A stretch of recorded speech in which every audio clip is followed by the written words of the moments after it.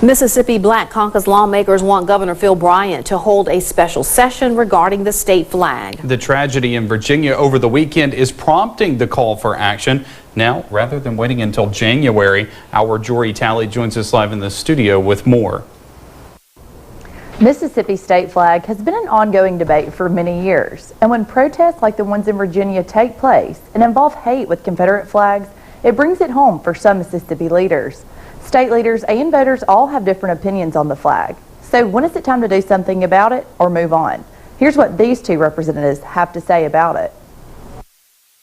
Democratic Representative and Black Caucus member Kabir Kareem is one of the state leaders pushing for a special session to talk about the flag. It's time for us to begin the conversations. You know, we can't continue to act like it don't exist. We've got some issues and we need to deal with it. And even though Virginia is, 1,000 miles away, here we are again talking about Mississippi. Kareem says if funds are there, it's time to have a special session and end the debate over the flag once and for all. Cut on the TV and saw our state flag along with some of the Confederate battle flags being handled and flown during that riot.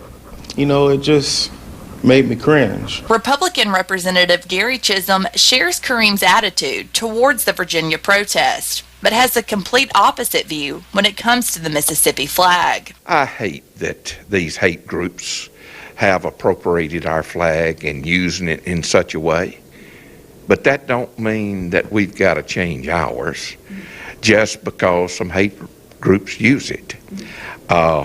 I wish they wouldn't. Chisholm doesn't think the governor will call a special session to go over flag changes. He adds, the only option he sees is holding another statewide election. If that election would shut it up, and I do not believe that another election would shut it up, because I do think that the current flag would win again, and then they would still be talking about changing it.